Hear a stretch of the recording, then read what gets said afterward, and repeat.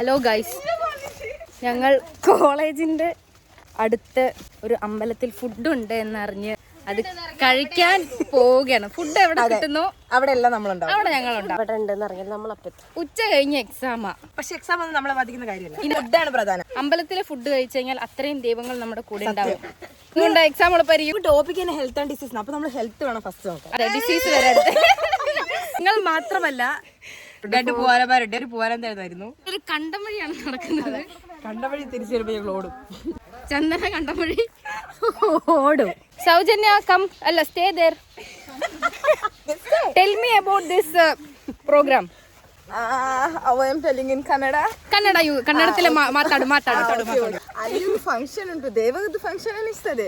So ನಾವೀಗ ಹೋಗುದು because of ಫುಡ್ಡಿಗೆ ಮಾತ್ರ. ಹೌದಾ? ಮಧ್ಯಾಹ್ನ ಎಕ್ಸಾಮ್ಸ್ ಉಂಟು, ಅದು ಸಹ ನಾವು ಫುಡ್ ಮಾಡಿ ಮತ್ತೆ ಹೋಗುದು. ನನಗೆ ಎಲ್ಲ ಅರ್ಥ ಆಯ್ತು.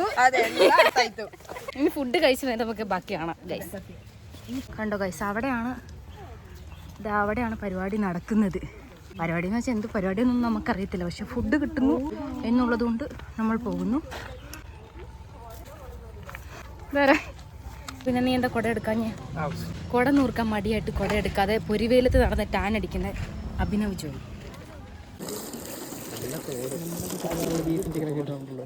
അതുകൊണ്ട് ഇത് അമ്പലവാ.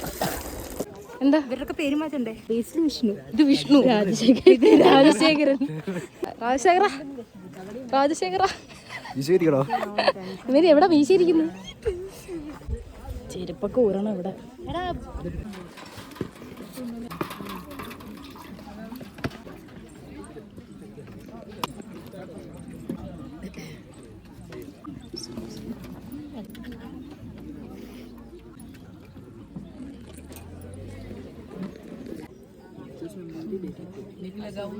ഫേവറേറ്റ് പാൽപ്പായസം കിട്ടി. അങ്ങനെ ഞങ്ങൾ ഫുഡ് കഴിച്ച് അമ്പലത്തിൽ നിന്ന് ഇറങ്ങിയിട്ടുണ്ട്. അവിടെ എന്തോ വാർഷികം അങ്ങനെ എന്തോ അനുബന്ധിച്ചുള്ള ഒരു പരിപാടിയായിരുന്നു.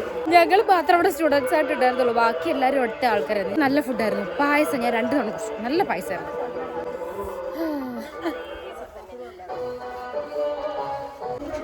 എന്തായാലും കൊള്ളാം.